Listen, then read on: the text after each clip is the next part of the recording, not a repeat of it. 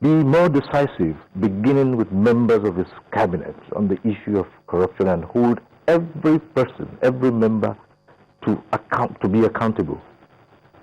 Brother, thank you. You see, when people say presidents should be decisive, yes, different people have different style of achieving results. Yes, some people say, oh, the president is too gentle. No, as a commander-in-chief, he must be more aggressive. He must do this, he must do that. Even in terms of the security, some people say, oh, president, you are not frowning enough. You are not dealing with people enough. And I said that, look, I have also taken time to look. I have been a president of Nigeria for about 4 years now. 1 year to complete when my late president died. And now 3 years into this, by 29th of May, it will be 3 years into this new administration. For 4 years, ask yourself how many police inspector generals have changed that have they have not reached their retirement age that have changed. The service chiefs have changed. The director of the State Security Service, there was a day I sat that in my office, and the same day I removed the chief of defense staff, the three service chiefs, Inspector General of Police, and the Director General of the SSS. No other president has done that. The same day, I changed all of them. And all along I've been changing. I've been changing ministers. I have, in other countries, some ministers serve 20 years, 25 years as ministers in the cabinet. Here in Nigeria, they feel that a functionary of government should not spend more than a year in the office. If somebody stays up to 2 years, then the president is not decisive. The president, even these countries where some of these ministers stay for 15 years, 20 years, do you think there are no mistakes that are made? Except those ministers are gods. Even me as a president, I must make mistakes as long as you're a human being. You all man your offices, private or public. There's no human being on earth that have not made any mistake. All presidents all over the world have been attacked, including the most powerful and the less, from the biggest country to the smallest country. People write things negative or positive. That means that there is no one time that any human being can satisfy everybody. There must be issues that you raise against any human being. So if the president said that they raise issues about Mr. A leaves the cabinet, they raise issues about Mrs. B leaves the cabinet, without verifying, then you will not have a minister that will have 6 months, because I know the reports that come, directly or indirectly. But as a president, you must know that, of course, you also need to run a stable government. You also need to verify some of this. Sometimes the perception of things, and especially if some people after you, the way they will come after you from different angles, some people will even just set up a magazine or a newspaper because they want to face one human being. There's one paper that came and disappeared, one nest.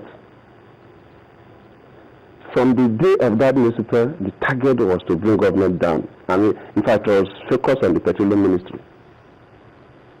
And when they couldn't succeed, the newspaper just disappeared. So that is how vicious some people could be. So ask yourself, this country that some ministers serve upward of 10 years, are you now saying those ministers don't make mistakes? It's only God that doesn't make mistakes. Which president in this world has not made mistakes? Then all presidents will resign and leave. I'm not trying to protect anybody or to conceal anybody, but I say that when things become very clear that things are not done properly, or if it is case of stealing or whatever you call corruption, most of these cases, they have not. You just mentioned to me that some people talked about jet or no jet. The Ministry of Petroleum Resources is one ministry that used to have aircraft, and they continue to have or hire, because of the activities of that ministry. Go and find out whether the arrangement they have now, the aircraft cost more than what it used to be before. They will find out. We are looking into it. Yeah, but if somebody just wake up, the Minister of Petroleum hired the jet. Minister of Petroleum have always been using jets. If they own a problem, they hire. That is the ministry that always have. And so many government functionaries both in the parliament and in the executive, I see them use private jets, not their own. Either they hire or pay with them, I don't know. We should also look at all of them, whether in the parliament or in the executive. It's only the judiciary that they are extremely conservative, but they are very mindful about what they do. But politicians sometimes are a bit not too mindful. Mr. President, maybe we look at that part for you.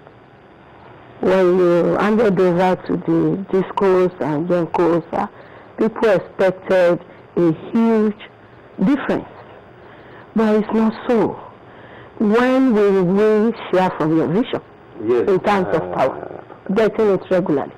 One thing that I will promise Nigerians is that we cannot no longer go back to the days when we are generating 2,000 megawatts or so. Yes, we are not moving as fast as we ought to have moved. But one basic thing that the steps that we have taken now will lead this country to a better situation because of the privatization. I said at the beginning to move from completely public sector ownership to private sector ownership. It's not easy for a sector like the power sector, where for now so many houses don't even have meters. So a private man trying to just estimate bills is not even acceptable. So they are making the best out of a very bad situation. We have issues of gas. When government own the generating plants, if there's no gas, you don't generate anything. But the private man, they pay bills and so on, and every private man will want to get profit. And also, they took money from banks and they want to pay the banks. So some of them are even ready to expand.